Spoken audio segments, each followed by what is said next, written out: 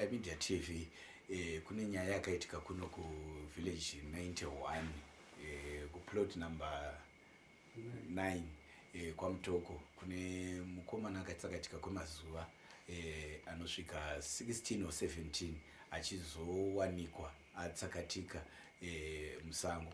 Asi vatiri kukurukura navo panapa ndevamudzviti muridzi wepamusha pakatanga kusvikira imbwa dzakabata dehenya remunhu nerimwe bhonzo. Regai tikurukure navamudzviti tinzwe kuti vanoti kudii, chii chakaitika musi uyu uye zvakazofamba sei.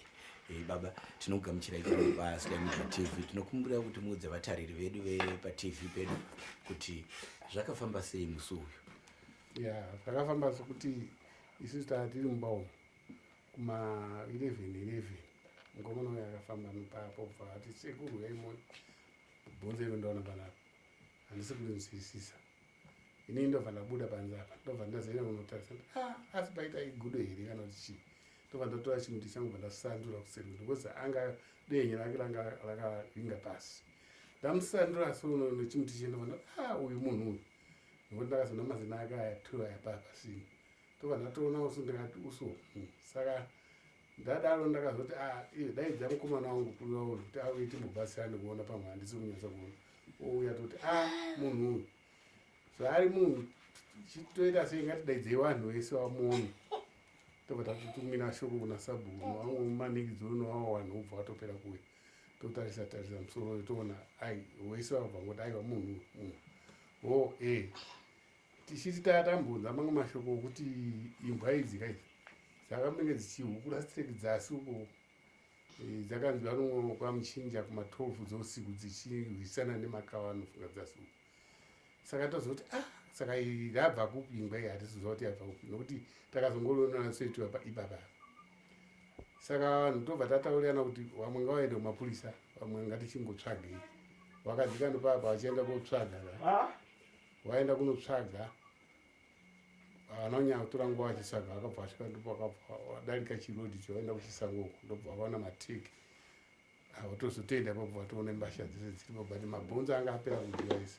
Tichiti pakutanga imbwa yepano yakambenge yauya nebhonzo tofunga tiri papa vasina kana chinhu vaingori plain.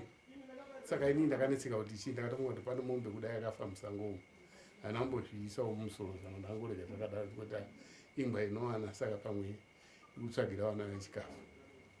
Saka zvadaro wakaenda kutsvaga vachingoenda vachibva vamuona munhu uyu wakanga vaenda kumapurisa ubva vanzi aiva tinouya mangwana ubva vazouyawo varidzi womwana wokwaGozi kwakwatumiwa mumwe munhu kuti endai munoudza kuti ndozvaitika kuno kutaona mwana wenyu Fani Gozi. Saka wakanga anga asati aoneka wakabva vanzikwira inoko kuti sangane nechivizi ichi. Saka akabva angokasika kuona vanhu vakabva kuno vachingura kuti mwana wenyu ndiye ari kuoneka ane mabhonzo aya. Imimi sababa womusha chitiko ichi mimi chakakubataiwo sei? Zvakatondishamisa chaizvo kuti chiuzi chakadai kana nhasi asati taponyatsa kugutsikana kuti zvakafamba sei, asi kuti semunhu hangu ndakangokura ndichiona kuti zvinhu zvipuka zvinogona kudya munhu. Akandibata hazvo but iwe musi wakazouya panapa papaita 2 days funga pakauya mabere ndakazoona tsoka dzavanhu akadzika akadai akanetsana neimbwa iripo imbwa yacho panzara stereki. Saka inini ndakamuka vanga vari kusubuka pandazongodzokera hangu mumba ndaiti fusikifusiki akazoramba yakudzika chigota asi akazodzoka.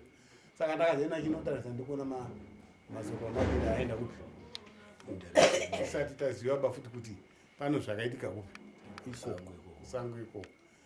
Saka obviously zvinongozikana kuti kana munhu wakutonuhwa kana kuti chii pakamira imbwa gava bere zvinhu izvozvo hazvimbori zvokudya. Saka hatisi kunyatsa kuziva kuti chinhu chakazodya munhu saka achadya munhu chii imbwa dzihere kana but chakada kuti ndifungidze kuti mabere ndiwo akazodya because mabhonzo acho haana kuoneka. Vandagara navo pari zvino ndiye Sahwira wemushakabvu uye ndiwe waifambidzana asi regai tinzwewo kuti iye zvakafamba sei kuzosvika pakufa kwemushakabvu. Mukoma wangu, ndikumbirawo maybe mutizivise kuti zvakafamba sei kubva pamapesana nemushakabvu kusvika pamakazoziva kuti mabhonzo aya awanikwa ndiyake. Okay, zvakaitika ndezvekuti sawiro wangu akauya kumba kwangu. Achibva kumba kwawo ndobva anditi shamari ndine mombe yangu iri kurwara, ndiwe unomboita zvemombe saka toda kuti titsvage bhaya anotenga mombe iyi. Takafonera bhaya wekwamurehwa. Bhaya akati slotai mombe muihenge, ndozouya mangwana kunotenga. Saka takaslota mombe iyaiya kumba kwake sawira uyawe. Bhaya aiti anouya nekamota kadiki, saka akati haakwanise kuzofamba kupinda mukati. Ndobva ati takurai mombe iuye kuroad. Saka takatakura mombe iyi ndobva tauya nayo kumba kwangu, ndobva taihenga yange tatatoslota kare. Tiri pamwe chete ndobva sawira wangu ati ndaakudzokera kumba kunorara, then mangwana makuseni ndopa aizodzoka achisangana nabhaya, nekuti bhaya anga ati anosimuka na4 kubva kwamurehwa. Saka zvechokwadi makuseni akauya, bhaya uya achibva atongosvikawo, ndobva tasangana achibva abhadharwa mombe yake. Abhadharwa mari yemombe yake akabva atakura empty buckets anga ari pata atatakurira maguru. Ndobva atoti anonda kudzokera kumba. Saka ndakatomuti perekedzei, ndingori nebasa randaitoita, saka ndandina kumusvitsa kure. Ndava ndatomuperekedza ndikati atosangana Sunday, taiwanzotandara maSundays. Tokataimbobuda kuti tichienda kumabhawa kuno madoro nekudaro. Saka takanga tatowirirana kuti tosangana Sunday. Changa chiri China, wangoti musi wechina. Saka inini ndakazoronga rwendo rwekuenda kuHarare musi weSunday wacho iyoyo. Ndakabva ndabuda ndichienda kuHarare. Saka ndakatosiya ndataura pamba ndikati kana auya munomudza kuti ndazobuda ndomuona ndadzoka. Saka ndaenda rwendo rwangu kuHarare ndadzoka. Ndakadzoka wa musi weMonday kumanheru. Chipiri makuseni ndo pandakazofonerwa nemunin'ina wacho achinditi sawira wako hatisi kumuona kunoku, ndiwe unowanzofamba naye. Ari kupi munhu? Ndikati handisi kuziva. Ndakatoparadzana naye paakatengesa mombe yake paya. Ndobva ati kumba kunoku hatisi kumuona kubvira musi iwoyo, hatina kubvira tazomuona zvekare. Ndikati handina ruzivo. Saka ndakungoramba ndichingozama nhamba dzake, ndichifona but dzadzisingaite through. Ndichizama siku nesikati. But zvaindinetsa kuti munhu uyu ari kupi. Chero akachinja line ndaitoziva kuti hainini haatombondibloke kana aitofanira kundifonera kana kuti dzaitoita through chete kuti titaure. But zvakaramba. Tagara. Tofunga ndakazomboenda kwaMutoko Center uko, ndikasangana futi nemunin'ina wake. Ndikati komukomana nanhasi hamusati manzwa kuti ari kupi? Zvikanzi mukomana nanhasi. Ndikati akaenda kupi munhu? Zvikanzi hameno zvikutotinetsa. Takambokurukura nezvenyaya tichizama kutsvaga kuti munhu akaenda kupi, but hatina anza yatakakwanisa kunyatsobuda nayo. Right. Pazowanikwa manje apo. Ndanga titori kumba uko ndakatongogarawo. Topa ndakanzwa mukomana achindishedza uye achiti hanzi nababa mhanyai kuno izvezvi. Ndobva ndauya panapa ndichimhanya. Ndasvika. Ndobva wanditi pane bhonzo riri apa rauya nembwa, tatadza kunyatsorinzwisisa. Tangokushedza kuti tione pamwe chete tibatsirane kuona kuti chii. Ndichinosvika pabhonzo paipai takabva ndatoona bhonzo iri ibhonzo musoro wemunhu. Nokuti ranga ranguva dehenya bhonzo remusoro rere. saka ndobva ndawati mukuonawo sei, hamusi kuonawo here kuti musoro wemunhu. Wakati ndo maonero andatoita, ndosaka ndakushedzai.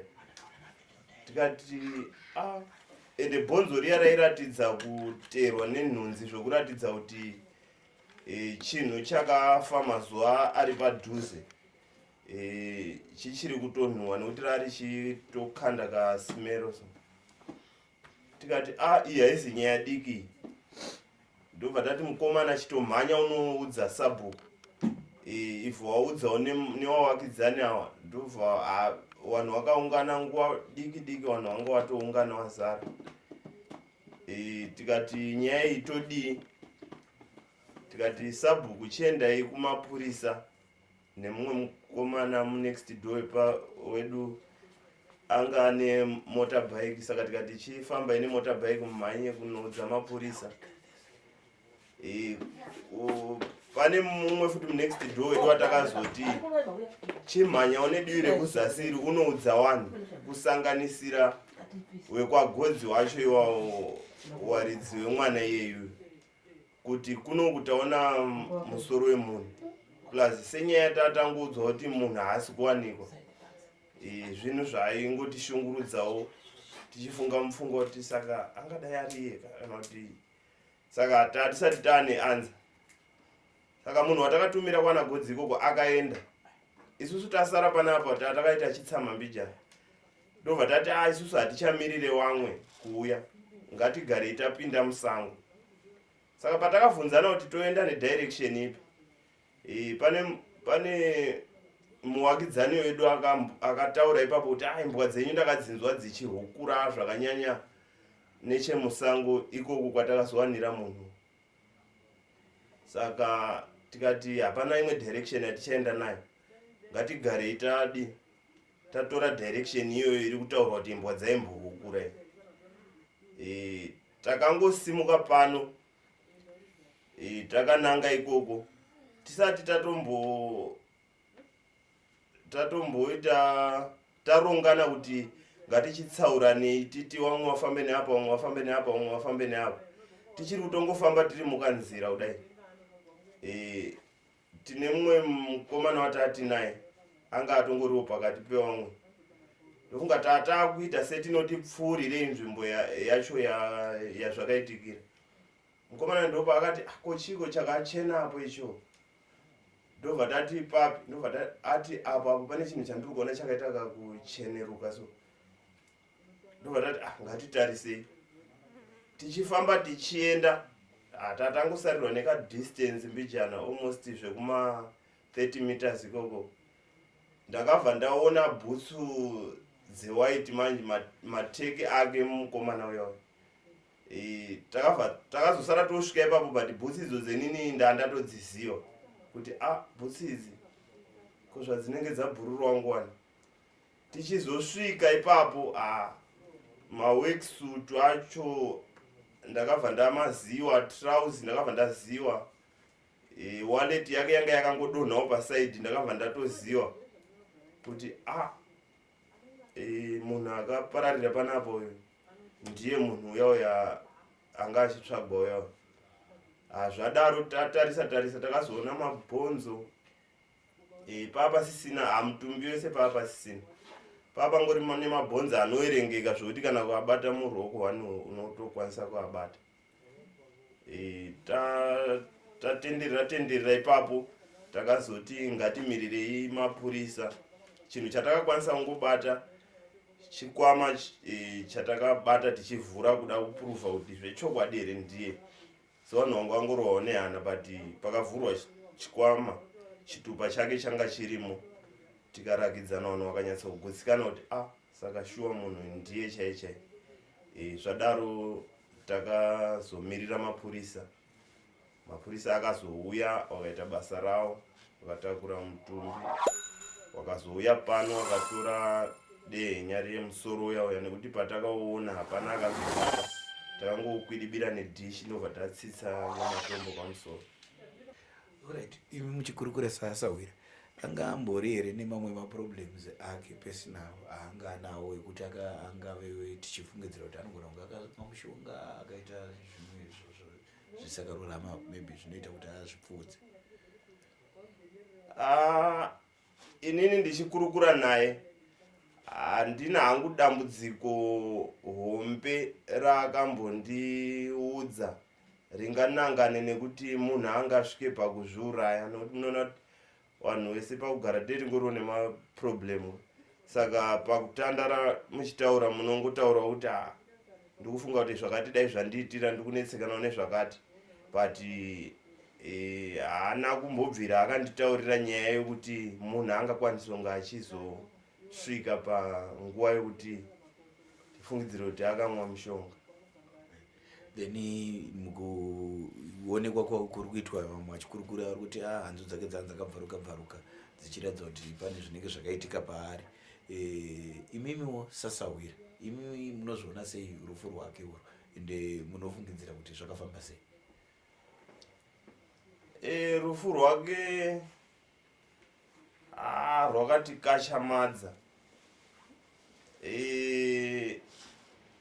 Kufa kwaakaita kuti ndinyatsoziva kuti chii chakamuuraya, kana kuti akanwa mushonga here, kana kuti akabatwa nemapere here, ipapo handina kunyatsopanzwisisa. Asi padivi pake zvapo panga pane bhodhoro redoro, koti riya. Saka zvakada kududzira kuti munhu anga akanwa chi, wanga akanwa doro. But kuti tizive kuti chakanyatsomuuraya chaicho chii hatina kunyatsoziva, asi takazova nefungidziro yekuti munhu uyu akadyiwa nemapere, nekuti mabhonzo ese aya akanga asisipo achiratidza kuti akadyiwa, uye zvaanga aripo acho airatidza kuti aitsengwa nemazino ari shapu. Ari munoona imbwa haikwanisi kuzotsenga mamwe mabhonzo akasimba. Even kana dzikatobata mbudzi, imbwa chaidzo dzikadya mbudzi, unotosvika mabhonzo akatoti bvu ipapo, hadzikwanisi kuzomatsenga. Saka mabhonzo ese, mutumbi wese wemunhu, mabhonzo ese anga akatsengwa, papasisina kana bhonzo. Saka zvinoratidza kuti zvikara zvesango zvakadya mabhonzo evanhu. Iwo munhu akawanda sei mapere ende maincidents akadaro ari kumboitika here munhu munharaunda? Hongu, mapere arimo anofamba nguva nenguva, zvekuti mbudzi dzikasawanikwa dzichirara musango, hope dzacho hadzitowanikwa. Pamwewo dzinongoita mhanza dzichiwanikwa dziripo dzakakwana mangwana, pamwe pacho unotongonzwa kuti dzakatodyiwa. Kana mumatanga imomo ukasafara zvakanaka, ukaita munyama akakushanyira, anogona kutongoparadza kana danga rese. Sasawira wenyu imimi muri kunzwa sei nechiitiko ichi Asawira?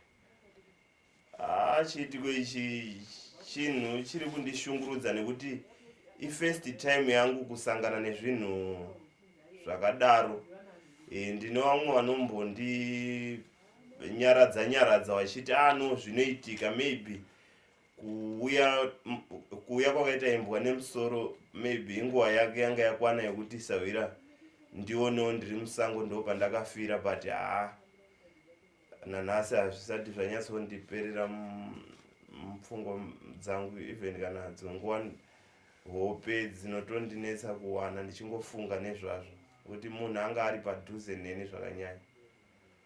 Ini ndinoitwa Sabhuku Mudzengerere Village 91. Shoko takarisvitswa ari masikati kuma11. Musi wawanikwa musoro wauya nembwa pamba pekwaMudzviti. Saka nhano dzatakaziva ndedzekuti takauya tikasvikapo kwaMudzviti tikaona musoro nerimwe pati rebhonzo ratisingazivi ndiri paruoko rikava ndiri pai, rakanga ratakurwa nembwa achisvitswa papi pamba pekwaMudzviti. Nguva dzatakazobvawo ipapo takanoenda kupolisi tikanomhangara kunonzi kwaJani. Tasvika kwaJani ndopatakazobata polisi yemutoko tichivazivisa chiitiko ichi. Tikasiya vanhu vemuvillage wauya kunotsvaga panova patakamira panapa, panova patakarara takachengetedza mabhonzo mushakabvu wedu Fanny Godzi. Saka apa regai tidzike tiende pakaitikira pakatangira nyaya dzacho kuti munhu azoparare paive nehembe dzake zvimwe zviwanikwa zvacho zvese pazvanga zvakawandira uyu moto chete uri kuratidza kuti ndopatakada kuzorara tichichengetedza nzvimbo yedu takamira kusvika kumapurisa. Tasvika panzvimbo patakawana bhodhoro takananga panzvimbo yatakazoona mamwe emabhonzo emushakabvu fanhogodzi. Ndipo pakanga pane mabhonzo emuchiunu umu achiperera mumabvi umomo pamwe chete nechijowo chekuzasi ichichichi zvakanga zviri panapa nerumwe rumbabvu zvakanga zviri panapa, asi pane pazvakanga zvabva kuti zvosvike panapa zvichida zvikara zvesango zvakanga zvazvidhonza kana zvaidya kuti zvizosiwe panapa. Patiri kuona apo pane mamwe madota ari kuoneka kurutivi rwangu uku pakanga pakagarawo madzimai takamirirawo zvekare mapurisa kuti asvike nekuti takarara panapa tichichengetedza zvidiki zvatanenge tawana zvakanga zviri panapa. Ndio chimiro chakanga chiripo tichidzika kwatiri kufunza ndiko kwakapararira munhu wacho. Andi kuona nzira dzakapfumbira dziri kusvika pandakamira panapa ndo paiwanikwa zvimwe zvipfeko zvake, paive nefoni yakanga iri necheapa pandakanongedzera padhuze apapa netisheti yake yanga akapfeka inge richena, trauzi rake rimwe ranga riri pakati nechepanapa pakamira vamwe vangava. Ndikangoti panapa miti mizhinji iri panapa zvimwe zvinotadza kunyatsobuda hazvo yakanga yakazara kukwesherwa kwaita mutumbi wemunhu achibvutidzana nofunga nezvikara zvesango tisingazivi kuti zvakanga zviri mustate yekuti anganga aora yava zvakamira sei. Imwe foni yake nekuti munhu akanga ane mafoni maviri, foni yatinoti kadika mbudzi ndiyo yakanga ndikutaura yakanga iri apo, then imwe yacho yakanga iri neshe pamusoro apa pazvishoma ndofunga about 30 meters kubva panapa apa. Zvitupa zvake zvakanga zviri kwakare ikoko kwakune foni yake ikoko. Tichidzika paakatangira kuitika nyaya dzacho. Bhachi reworksuit yake yakatiradza kuti ndo zvinhu zvaanga akapfeka takazviona zviri pandakamira nechepanapa, uye trauzi rake raiwanika riri panapa ranga ramustate yekuti ranga rakabvaruka padiri rakazara tingati zvakanga kana tikati ropa here kana kuti handiziva hangu but ndizvo zvakanga zvichiwanika panapa tiri panapa. Zvinhu zvatinakwanisa kuzvitora zvakazokorirwa nepolisi payakauya awe mangwana acho kubva musi wakanga wawanikwa mabhonzo aya nehembe idzo dzidzidzi. Right, panapa manje ndo patiri kufungidzira ndo pakapararira munhu wedu nekuti bhutsu dzake nemasocks ndo pazvakanga zviri, uyezve kutota kwekuti pamwe ndingati angaputika kana kuti chii chachaitika ndo pazvaiwanika panapa. Ndofunga mukaona miti yaisvuka chivanhu chataingoita kuti tirege kubva tangosiya zvakadaro. Saka mukaona pakapava kudaiswa apapa vanhu vanga vakuhorera ivhu riri rakanga rakatoteswa nemutumbi wemunhu akanga pararira panapa pese pakadaiswa ipapapa. Izvi danho iri rakazotorwawo munhu atakurwawo nemapurisa kuti azotora panapa ndingangoti pangangoningwa mabhonzo mashoma madiki akanga asara apa. Saka kuti munhu azodyiwe achizodhonzerwa aenda kumusoro kwese kwatabva ukoko. Nyaya dzacho dzese dzakanga dzatangira papi panapa. Miti yamuri kuona iyi yakanga yakazara zvakangosiyana zvairatidza kuti ndipo pakatangira nyaya dzacho pese. Ndingangoti pandakamira pese pakanditenderedza pese apa ndo chimiro chacho chakaitika ipamakamira apa.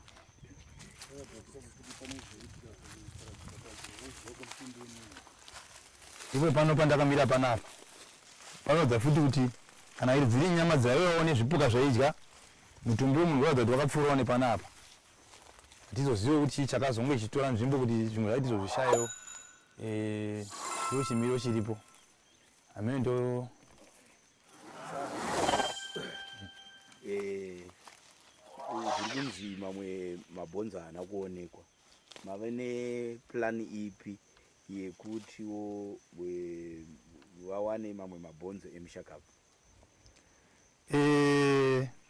Ini sasabhuku ndinomiririra kuti wasvikewo mudare rangu asi tine mukuru wedu watingati mambo wemunharaunda anoda kuziviswa kuti tine zvatakuita kuti titsvage mabhonzo aripo acho asina kuwanika. Saka tichaisawo effort kana kuti zvasvika saizvozvozvo tinomirira gwara razvo kuti vanouyawo kwatiri tochitumawo nhume zedu kuti kuna mambo tichambotsvagawo nzvimbo yenyu mabhonzo emunhu wedu atakashaya atisi kuwana pane zvatakawiga. Kana taashayawo zvinongwa zvakudawo wemweya kana kuti wanonzwawo wana chiremba tichingobasidzana nemhuri yemushakabvu kuti tione kuti zvingafambe zvakadini. Chiitiko ichi chaitika munharaunda menyu Sabhuku, imimiwo munochiona sei uyezve munoti chiiwo nechiitiko ichi chaitika munharaunda? Chiitiko ichi kutoti kashikamadzawo tese sekusaidhi kwangu inini ndiri Sabhuku. Uyu munhu uyu yanga iri shamwari yangu yepadhuze, munhu wandakatodzidza naye. Saka danho rakazoitika kuti zvizosvike pazvakasvika apa zviri kutishamisa nekuti hatina kuzowanawo nguva naye. Senge inini kusaidhi kwangu ndakapedza kuva naye musi wa27 tiri pane mumwe musha pataiita zvekuvaka makuva. Kubva ipapo hatazobva taonana futi kuti tiwo chii chakaitika paari kana kuti akanwawo mushonga kana kuti chii chakaitika tese hatina chekupindura. Tikutoshamisika nazvo. Saka takuda kuti timhanye kuti tiunganidze kana mapfupa acho achiwanika titangotedzerawo kwagodzi mashure, asi chero tawana nekuti zvakatongoma kuti titi isusu tingati takachengetedza munhu nenzira idzodzo nezvidiki zvanga zviripo izvozvozvo. Tarisa tikuona pane karodhi kanga kachiita fanike karubva kadi yakananga kupi rodhi? Umuzve umataura kuti nyaya yemapero yakamira sei munzvimbo menyu Sabhuku? Rodhi ndinofunga patauya manga muchitora ndiri patachifamba napo pane yatasiya kuraiti kwedu inoyambuka kuenda mune imwe ploti yepamhiri apa. Maploti seda akatibata nei zvakati nakei. Pane dzipo kwa Mhembere matiri munomu matiri munomu. Ploti imwe iri pa next pacho ndeye kwa Gejo ndokubva tayambuka kuenda panodzipo kwa Mutefe. Saka vazhinji vacho vanogara murodhi but kwa Mutefe vanogara nechemukati kubva murodhi main road yedu inoenda kwa Mutoko. Saka rodhi inoshandiswawo nevanhu vakasiyana siyana vanenge vachikata ida kudimurira kuenda kupi kumhiriko kokoko. Asi kuti izosvike panapa kana kuti zvizoitike zvakaitika izvi hatizoziva kuti mufi uyu akanga abva nedirection ipi chaiyo kuti azouya achipararira panzvimbo yatiri inei. Yanyaya yemapere ongu mapere kunoka anowanika asi asingawanika achinzi anorwisa vanhu nekuti muno vanhu vanotombodhakwa vachirara mumasango achitondarara pakati ndakazotongomuka kuseni ndakarara muzasi merodhi asvisati zvaitika. Saka isusu kuti timapere akadya munhu yafungidzira nekuti hakuna munhu akawana matsimba emapere amene wabereki. Zvinhu zvatakufungidzira tese asi munhu hatingati akadyiwa nemapere futi kungotanga kumudya nekuti tikufungidzira kuti pane zvakaitika kwaari zvakaita kuti azodyiwe iye afa. Mapere tinongoziva achidya achibata mbudzi nemahwai nemombe dzinenge dzafira mumasango ndodziza tinoziva dzinodyiwa nemapere kwete munhu. Saka munhu uyu tichaisa mabhonzo acho kubandwa kwaitwa taiona mapatsi nemambabvu dzadzadyiwa dzacho zvaiva kuti hadzisi imbwa chete. Imbwa yakazongoshandawo sesaini yekuti tiratidza kuti kune zvikiitika uko hatiziviwo zvinoitika munhu akasiyana nemhuka. Ndosaka mukuona kuti imbwa dzakwanisa kutakura musoro neimwe pati zvakazowanika kumba uko. Tichiuya pasaidi patatangira apo ndopatakazoonawo mamwe mabhonzo akasiyana siyana anditi kuti emuchiunumu kuperera mumabvi nemamwewo dzimbabvu shoma shoma dzaiwanika nezvimwewo zvidimbo zvidiki zvaiwanika ipapo apo. Ndiyo nyaya inosuvisa yatanga tinayo vadiwa vatariri veSly Media TV. Munoona rufu chinhu chinorwadza uye kufa nenzira yakadai yekuti vasara havazivi kuti chakuuraya chii inyaya inoshungurudza. Naizvozvo mhuri dzese dzasara dziri kuti dei tawana yatinoti closure pachirungu kuti vazive kuti ko chakapfudza munhu chii kuti azopararira musango nenzira dzakadaro. Kuti vati akapondwa zviri kunetsa nekuti zvinhu zvake zvese kusanganisira nemari zvanga zviripo. Kuti amwa mushonga vari kukurukura vachiti izvo mufi haana kumbobvira aita pfungwa dzakadaro kwavari ivo vari pedyo naye. Zvosara zvonetsa vakasara nehama dzacho kuti vozvifambisa sei. Naizvozvo ndidzo nyaya dzatenge tichifambira vadiwa vatariri veSly Media TV, kuti muzvinzwire paground, musanzwe nemakuhwa nekuti vamwe vanoreva nepasipo. Isu tinosvika kwazvaitikira tokurukura nevanhu vacho votiudza zvinenge zvakaitika panzvimbo. Anokonekai ndisimba rashe Zvidza nchitenderawo Daniel Kachere akabata kamera. Tosangana mune zvimwe zvirongwa.